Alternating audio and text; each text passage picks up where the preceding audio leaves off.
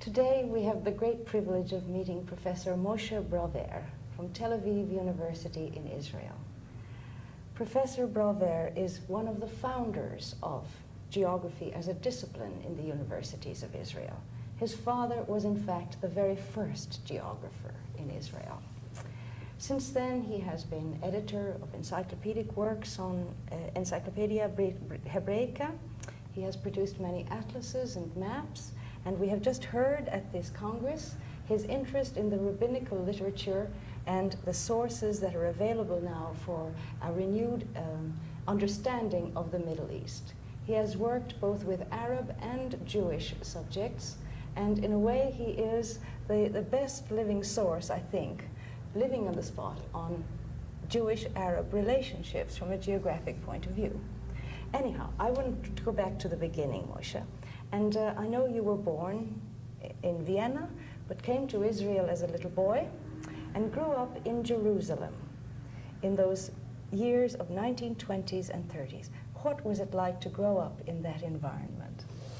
Well, I came to Jerusalem as a baby, a few months old, so I can not recollect the voyage from Vienna to Palestine, to Israel, and perhaps the first years of my life in Jerusalem. But if I dig back into my earliest recollections, I have pleasant and gloomy memories. It was a very interesting period. It was a period during which Jerusalem underwent very rapid changes. It expanded, it grew, many new buildings, many new roads, many new facilities. The town underwent changes under the impact of the British administration, which tried to the best of its ability to equip the town with modern services. The large influx of Jewish immigration, which came from many countries, but also movement of Arabs from the neighborhood, especially from the vicinity of Hebron, who were attracted to Jerusalem in view of the great opportunities to find employment and the comparatively higher standard of living insofar as the regions from which they came. Now, to give you an example, when I was a little child, there was no water supply in Jerusalem, and I can remember my mother going twice or three times a week to a certain place where water was actually given out in sort of jerry cans, and the amount of water which she could carry home was the quantity on which we depended for 2 or 3 days.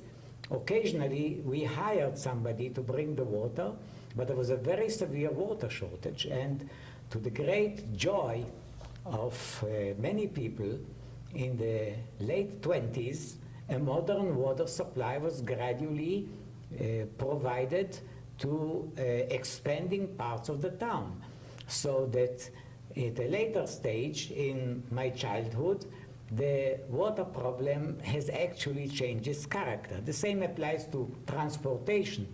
At the beginning, there were horse-drawn carts. I can remember the first buses in Jerusalem. But later on, of course, the carts disappeared.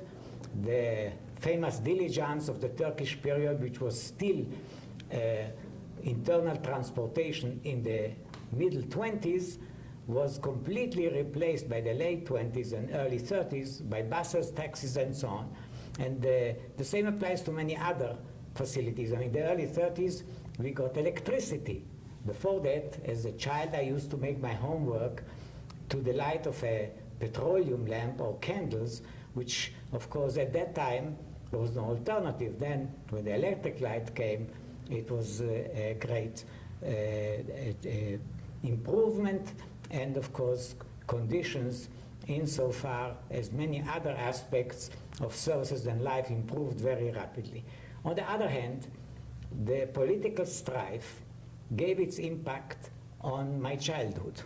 I can remember when I was the age of 8, we were living outside Jerusalem in one of the suburbs, or actually an outlying suburb surrounded by Arab villages.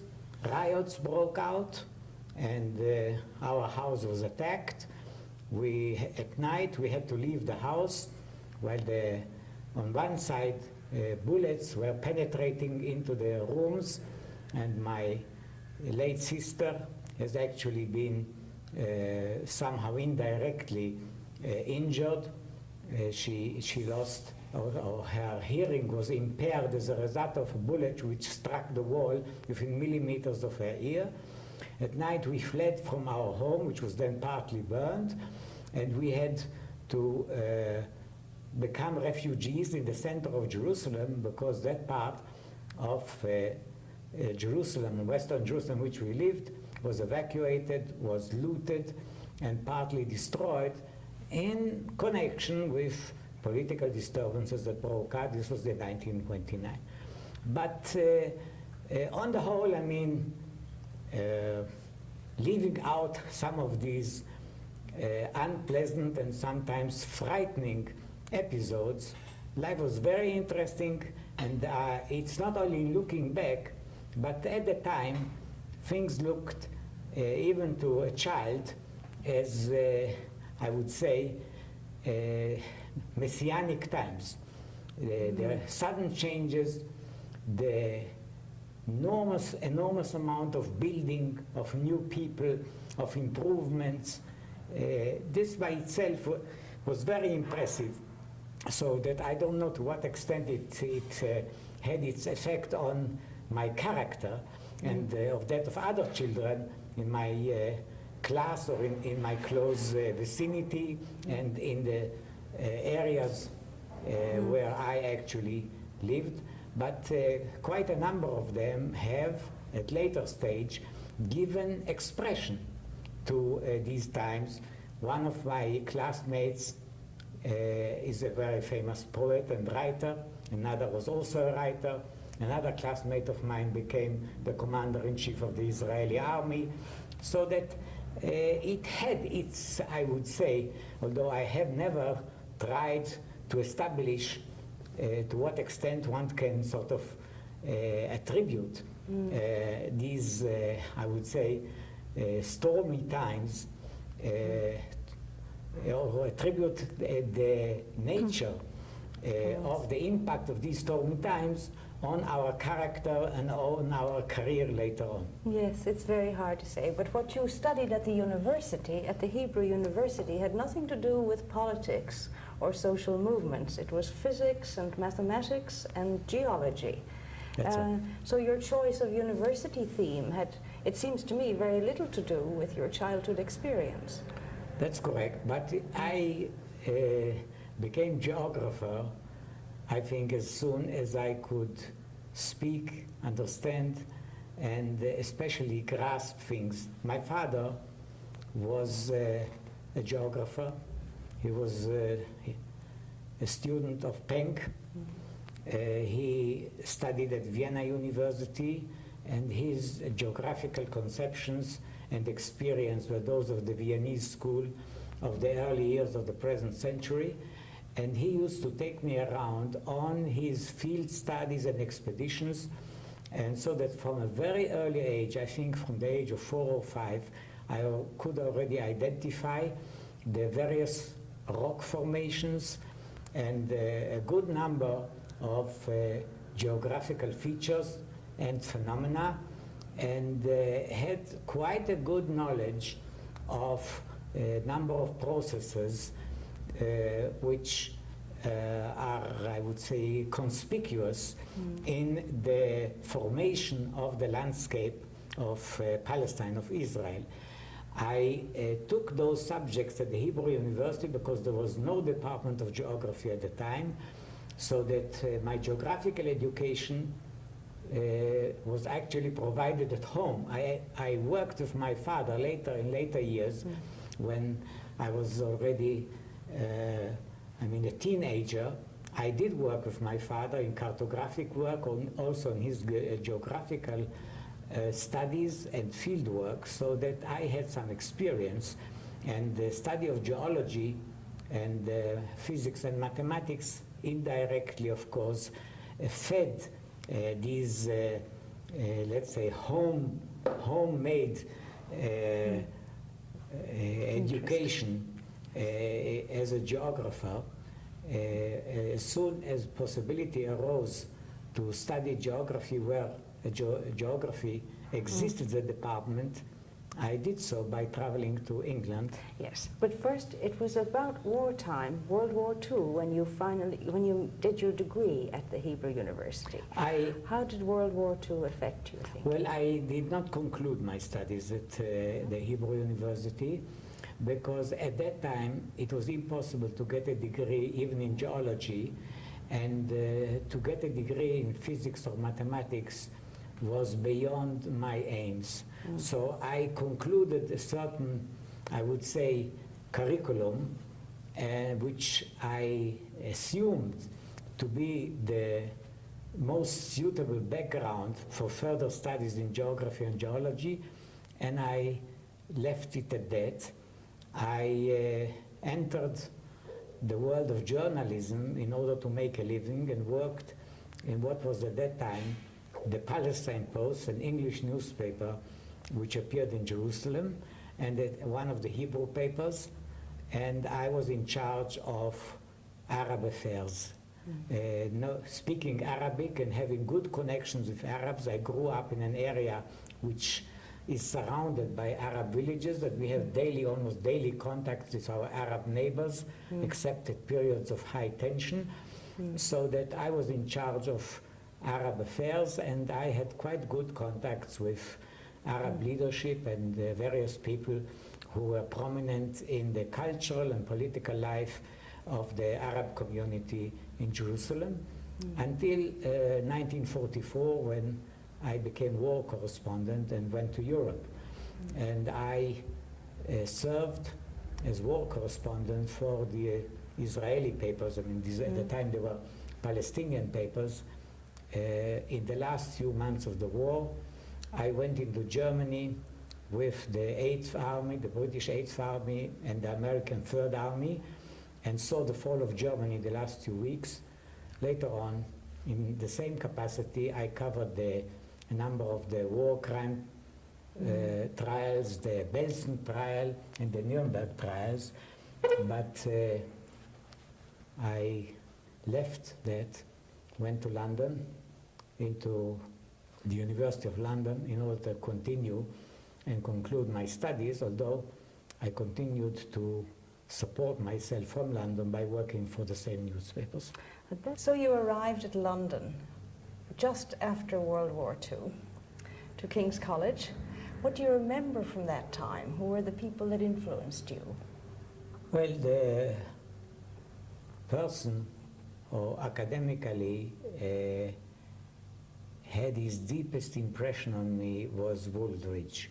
Although at the time when I arrived in the first period, the head of the department was Professor Gordon, who was actually a geologist. There was a combined department of geology or geography at King's College. But later he retired, and Woolridge became the head of the department. But even before that, I was already very deeply impressed by him. I went out with him on field work and was very closely attached to his work during my studies because I felt that I could actually learn and be inspired by him, perhaps more than any other member of the teaching staff of King's College at the time. And I was indeed very deeply impressed by the thoroughness, by his tenacity, and by the way in which everything that he did, he tried to get the best, as much as human capacity could achieve, although he was sometimes not a very pleasant person, but this perhaps was also an attraction. And I look back on the years during which I worked under him, because I did also my master's thesis under him, and although on his advice I wrote my PhD not on a geomorphological theme, but on a geographical, human, and political theme.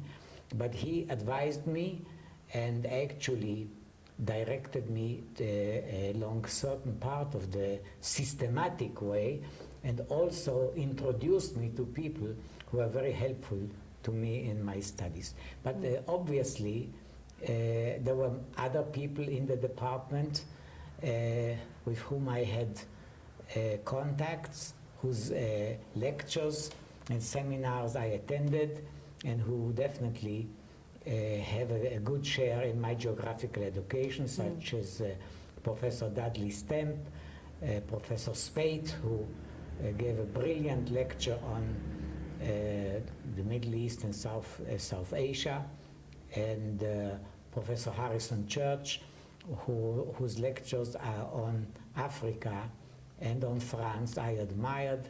They were so well and logically constructed that sometimes today when I teach, the back of my mind I go to the manner in which he constructed his lectures in regional geography. Being in London by itself, you know, using the libraries, having the facilities for academic work was certainly a very great advantage, which up to the present day I cannot detach myself from. And almost on every holiday and sabbatical, if I can, I go back to London to the same libraries, and many of the works which I have done over the last years are actually connected with my visits to London. As a matter of fact, I am now working on a new book which depends very largely on material which I find in libraries and archives in England, especially in London. Yes, well, we'll come back to this book in a moment, but when you returned to Israel then, after doing your PhD, you spent many years not teaching geography, but doing editorial work for the Encyclopedia Hebraica. Did you feel that you were being denied something of the teacher in you, or did you enjoy just being a scientist? The point is that the Hebrew University had already a department of geography, which is a small department, and was not able to employ me, so that I had no possibility to give expression to my academic tendency within the framework of a department of geography. I did some teaching in teachers' colleges and in extramural studies, what was in Tel Aviv called the Popular University, but most of my work was editorial. I edited the geographical part of most volumes of the Encyclopedia Hebraica. The Encyclopedia Hebraica is a work on the dimensions of the Encyclopedia Britannica. It actually extends over 32 volumes, out of which nearly 20 volumes, or in 20 volumes, nearly 20 volumes, I edited or was responsible for the geography. I mean, I also initiated the contacts with people who wrote various articles on various themes in various, not only in Israel, but in various parts of the world. And I edited these articles, and of course did everything that was connected, such as ordering and editing maps, and also pictures and everything that was connected. But during that period, I was still partly working in one of Israel's daily newspapers. I was, in fact, foreign editor and leader writer in this newspaper. I used that period to produce 4 atlases in Hebrew, which are, I think, the most extensive and advanced atlases ever produced in Hebrew, and which became, in fact, almost a household book or property all over Israel. This I did in cooperation with the Geographical Institute Herzl in Vienna. And up to the present day, one of the atlases, the high school atlas, has already been published in 24 editions. I have heard this, that in Israel the name Brawer is associated with this atlas. Yes, there And, are many authentic, atlases. yes, In fact, yes, I've yes. then edited an atlas of the Middle East, which is indirectly, I don't want to be arrogant and boast, become the source material for many atlases in Middle East countries, Arabic and other, who actually drew the thematic maps, climatic, economic and other, from that atlas, which Professor Yehuda Carmon of the Hebrew University and myself prepared in the late 50s and early 60s. This atlas was also published already in 8 editions, and is one of the few works which you can find in Hebrew work, which you can find in libraries in Arab universities. They openly order this atlas through bookshops in England or in Italy because they use it. So until opportunity arose to enter or re-enter academic life, I busied myself with, say, indirect geographical work. I did not do much research during that period. But maybe that is the thing for which you will be most grateful in the end, because it had such wide diffusion. But Yes. our time is short, so I want you to tell me now what it was like when you were first invited to establish the Department of Geography at Tel-Aviv University. Well, I was not invited to establish the department. I was invited to teach 2 courses in geography. One, regional geography of the Middle East for the Department of Middle East Studies, which became a compulsory course for students of that department, and another on, I would say, geographical aspects of developing countries, mainly the human geographical aspects in a Department of Developing Countries. But as soon as I sort of got my first foothold in the young University of Tel Aviv, which was in its actually first year as a recognized university, I started to fight for the establishment of the Department of Geography, and must say that did not meet with the sympathy and support of the leaders of most disciplinary departments which existed at that time. Some, especially on the natural sciences, in meetings of the Senate and the Executive Committee, argued that there is no need to have a Department of Geography because geography is not a discipline. It's a compilation of things. I mean, you know these arguments. Yes. However, a director at the time, who was an historian, an expert in classical studies, took a positive view, and after doing much groundwork and endeavoring to influence many people, especially members of the Faculty of Medicine, who knew nothing about geography, but thought that they must support some pioneering effort, a decision was taken to establish the department, and I was appointed to organize it. So you had the support of history and medicine? Yes. But now these are the 60s. You see, the founder of the Faculty of Medicine and the first head of the faculty was a great friend of my father, a personal friend, and also somehow related. And he, in fact, brought the support of the Faculty of Medicine to a very large extent. He was an outstanding personality in the development of medical services in Israel, so that he also threw about his personality this matter. But we encountered very tough opposition, and up to the present day, whenever matters connected with the Department of Geography arise, I mean, any expansion, any additional fields, the same people, some of them are outstanding scholars, internationally known in their fields, say, well, I told you, geography has no place in the university. Now don't make things worse by expanding it or by opening new venues for geography. But you have persisted. And I wondered if your ground of ideology, as it were, was a kind of geography a la Woolbridge, a la Dudley Stamp, or a la Brawer, Senior? No, I think that whether I intentionally or subconsciously, I brought with me the British school.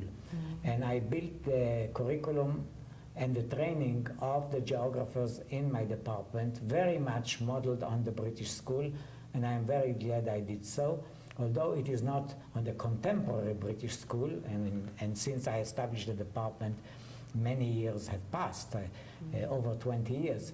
But I'm glad because it really gave a good foundation, and we could utilize the British experience, British textbooks, and a good many other facilities which were already well, I would say, run in and well used, so that we knew exactly their effects and how they combine, how the coordination is actually achieved. So I wasn't doing really a very original structure of the department and of the curriculum.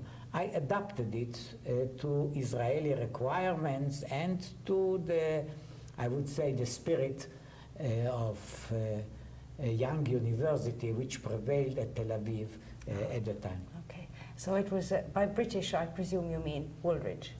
Woolridge, yes, and a few others, I mean. And was it the same philosophy underlying the founding of the Bar Ilan University? Yes, a year later, I used to lecture, one lecture in geography,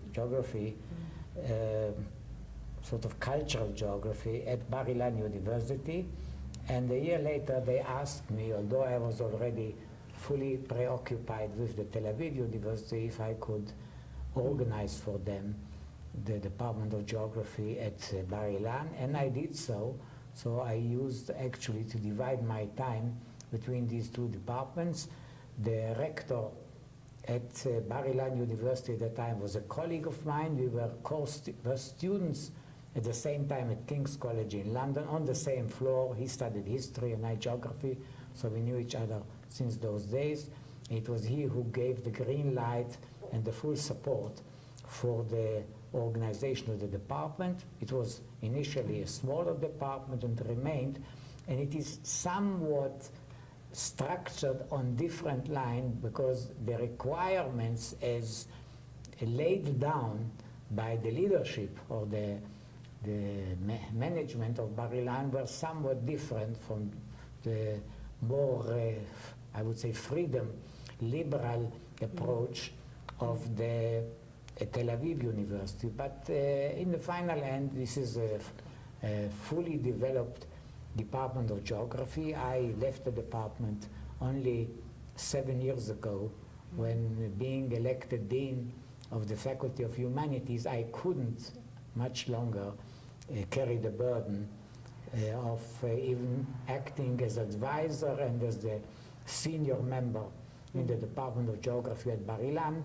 but the people who in the meantime were taken into the department were fully capable to look after it. Yes. So I see that you have had much administrative responsibility, being chairman of departments, founding of departments, now Dean of Humanities, but you also had time to travel. You have traveled abroad. I traveled very extensively. And can you describe what has been significant about those travels for you? Well, I don't know when you want me to begin with the travel. I was taken by my father already at the age of 5 to Egypt, and we had a kind of a geographical excursion of Egypt. He also took me to other areas. I traveled to Europe. I wrote my first essay, geographical essay, at the age of 7 for a school paper on Venice, after visiting Venice. And a year later I wrote an essay which was published also in the school paper on Vienna. So I traveled very extensively already in my childhood, visited quite a number of Mediterranean countries, mainly in Austria, Switzerland, and Italy, and so on. But in my adult life, and I was On graduation, I was actually given by an uncle a kind of, I would say, a prize, which I used to travel along the Danube. I traveled from Vienna along the Danube to Budapest, Belgrade, Romania, Black Sea, and then from the Black Sea through Istanbul back to Palestine. This was shortly before the war in 1938. And in my capacity as war correspondent, I traveled through parts of North Africa and Europe, Italy. I was in Gibraltar just before the end of the war, and then in Europe.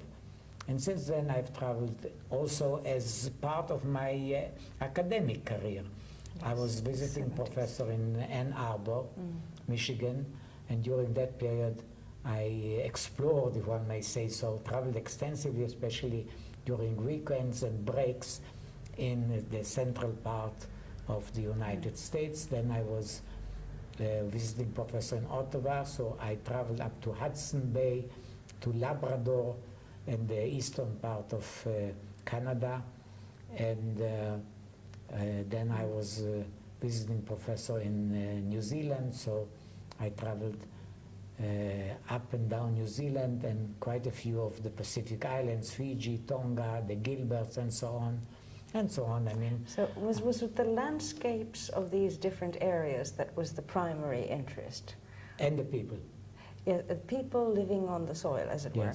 But it had more of a geographical appeal than, say, intellectual theory discussion and so on. Yes, it does. Yes. I mean, as time went by, I got more and more interested in special topics. So in my travels, I mean, in addition to being something like a tourist with a geographical background, I also concentrated on acquiring knowledge on those topics which interest me. So that more and more my tours became focused on special matters. Okay. And then, of course, came a period when I already used these tours for research purposes, or where I was called to participate in geographical surveys and to sort of, I wouldn't say guide, but be one of the guides in aerial study works as a preparation or as a background to development work. Yes, yes, that's another very strong interest of yours, yes. Rural geography and yes. developing societies. I've worked on this. You see, again here, my experiences in rural geography go back to my childhood when my father, who had a great, I would say, attraction to Arab villages. But in addition to travels and administrative responsibilities, I know, Moshe, that you have cultivated a whole cluster of fascinating research interests. You mentioned a book you were about to write. Can you develop? I am writing a book on the Arab village in Israel or in Palestine, which I believe, I mean the Arab village, not the book, is one of the most fascinating features of human geography, not only in the Middle East, but in world geography, because there is so much that it incorporates, especially in a country like Israel with a very long history, with the fact that many of these Arab villages stand on the same sites on which settlements existed thousands of years ago, and sometimes even bear the same names.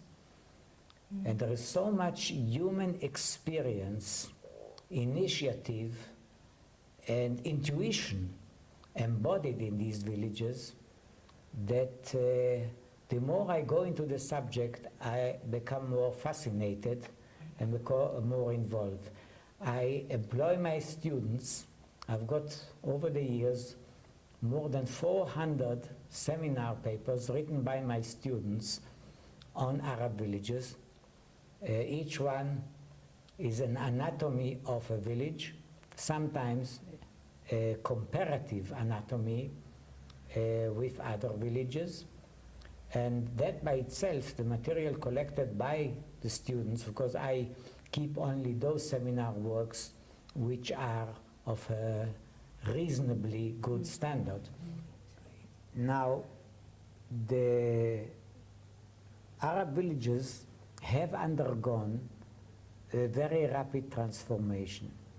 There is no identity in the transformation because each village has got a lot of individuality which emanates both from its physical characteristics and the attributes of its people, the economic background, and various other factors which in fact include the social structure, the particular historic and other aspects which make up the special identity of each village, so that the transformation processes, which are the result of technological progress, of the rapid economic growth of the country, of changes in the employment opportunities, and many other recent years developments, have different, I would say, venues of creating new faces for each village. And this by itself is also very interesting. Now we have examined these villages over the 20 years or more that I'm engaged in this, at intervals of 5 to 6 years or 7 years, and found these differences which provide us with geographical material from which we can draw conclusions on the nature of the processes which these villages undergo as part of the transformation of the rural areas.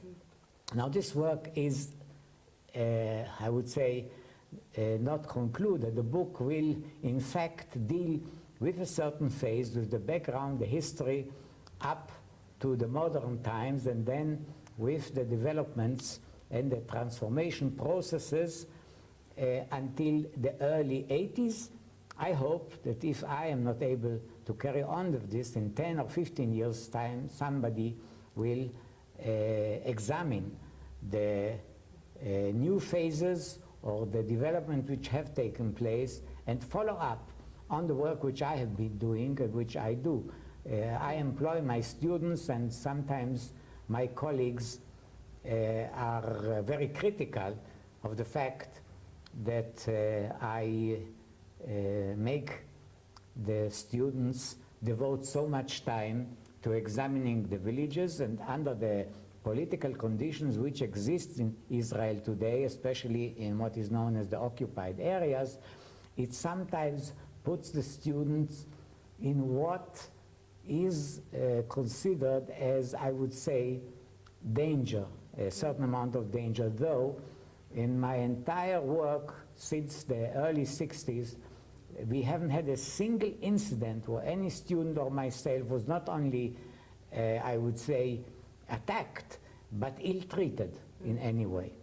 And you can understand that, for instance, if I send a girl student to an Arab village, sometimes her parents are very annoyed and think that I'm unnecessarily putting their daughter to a certain amount, or exposing her to a certain amount of danger of being molested, if not physically attacked.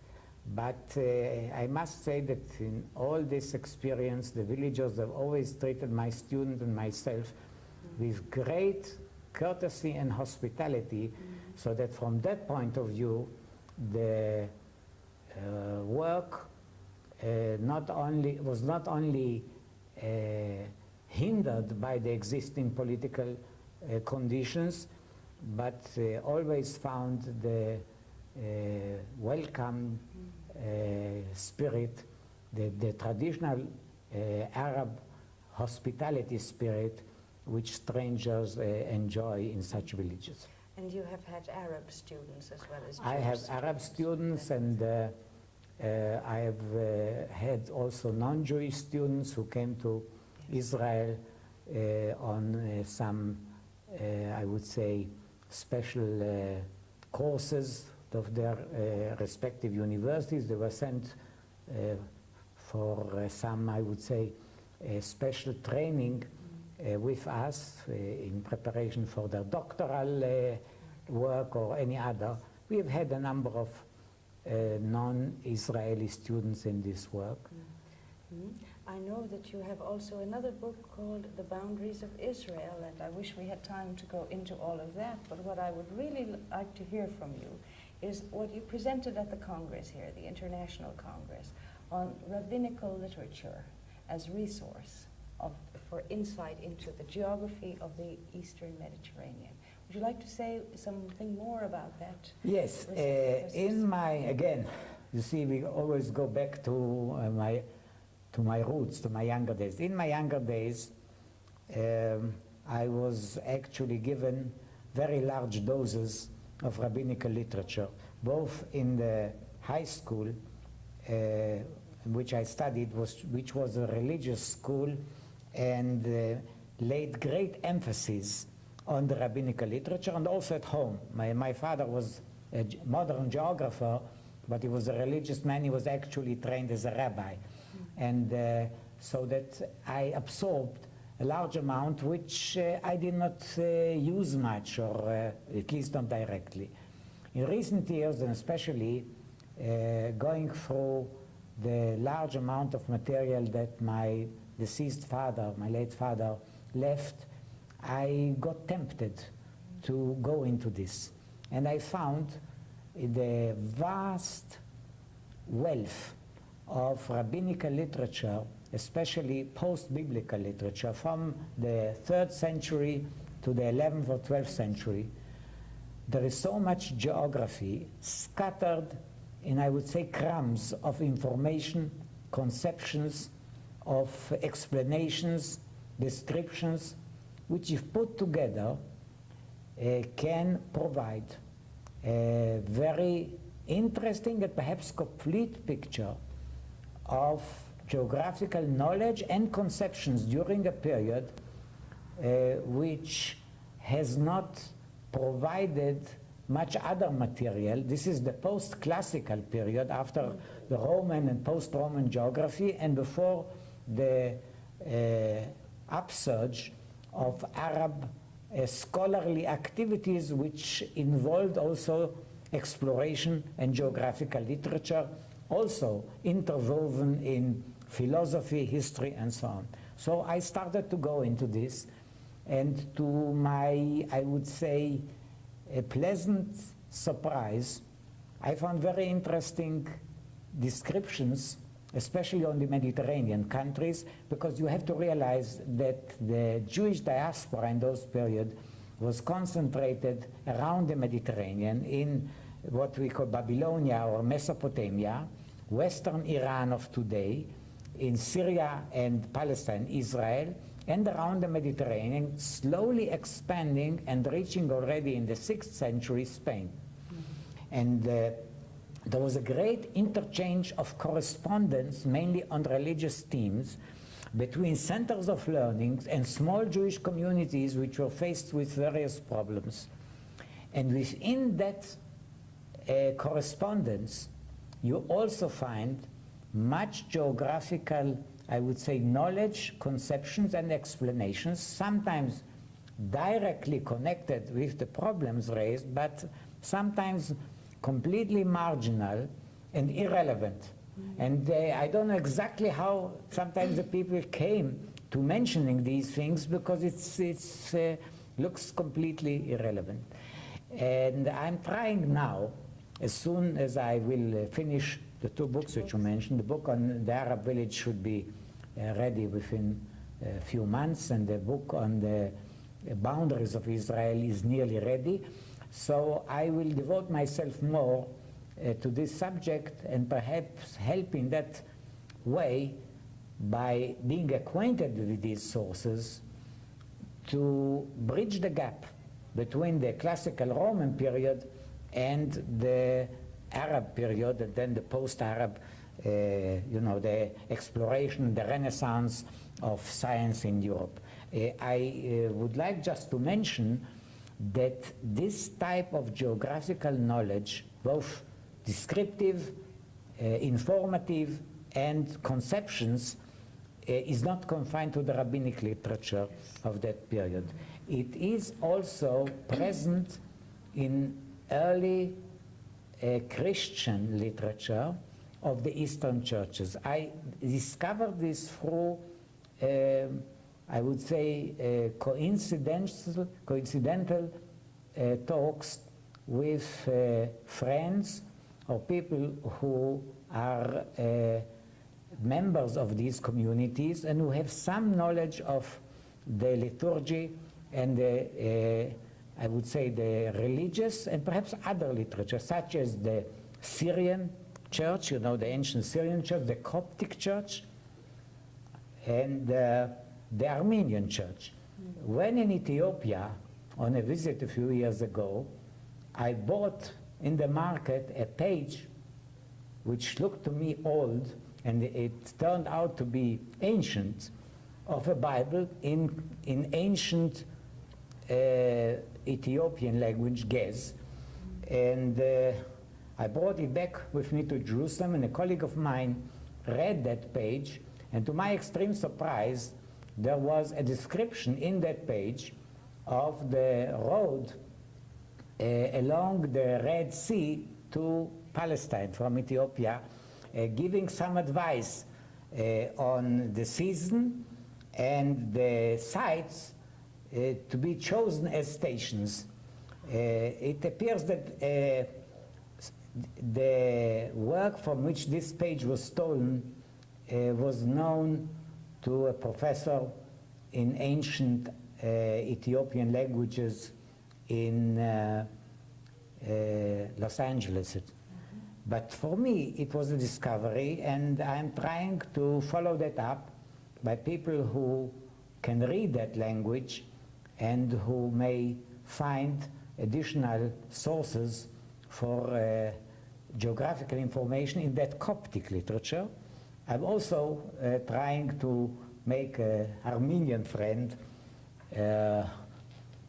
interested in exploring this theme in Armenian literature, in early Armenian literature. Well, it sounds like a fascinating endeavor and an endless one. And your career certainly has touched on so many diverse and rich areas.